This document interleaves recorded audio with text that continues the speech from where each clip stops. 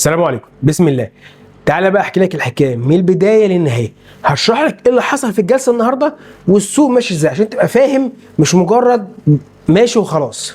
النهارده الافراد المصريين طبعا صافي شراء قوي جدا، فالمؤسسات كلها خدت الجانب الثاني صافي بيع عشان يضغطوا على الافراد، في نفس الوقت يدوا رساله واضحه ان السوق بقى خطر يا جماعه، في منطقه حرجه. هتلاقي اغلب الناس دلوقتي خارجه تحذر، خلي بالك السوق خطر، خلي بالك المؤسسات كلها بتبيع، خلي بالك خلي بالك.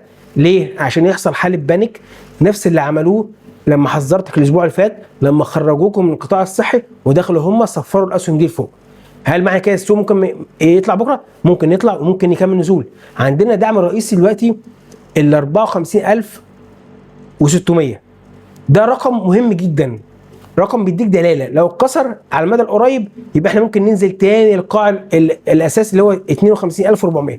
ما اتكسرش ما تخافش، مؤسسات مصريه بقى تبيع، مؤسسات اجنبيه تبيع، اللي يحصل يحصل، انت مركز في السوق. ده بالنسبه للمؤشر ال 30.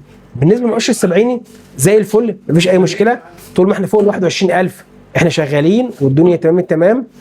النهارده عايز تشتغل صح، نوع ما بين القطاع الصحي، قطاع العقارات، خدمات ماليه غير مصرفيه، مواد المال والتعمير، سهم من كل حته، نوع محفظتك عشان ما يحصلش اعوذ بالله ان تتحبس في سهم واحد.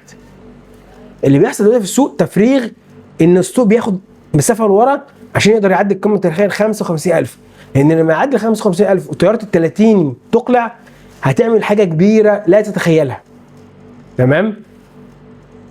وعدتكم اسهم مفاجاه ان شاء الله، الاسهم دي موجوده، بس انا مستني وقت معينه، استني ال 30 يقلع، يكون ناكد الاغلاق الاسبوعي فوق ال 55000 عشان لما اقول لك حاجه ابقى انا عارف انا بديك في حاجه فعلا ايه ان شاء الله تشتغل جامد باذن الله معاك. عايز حد يساعدك من اداره محفظتك؟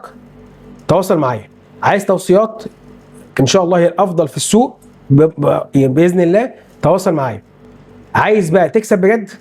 صلى على الحبيب قلبك يطيب، وهو ده المكسب الاكيد. السلام عليكم.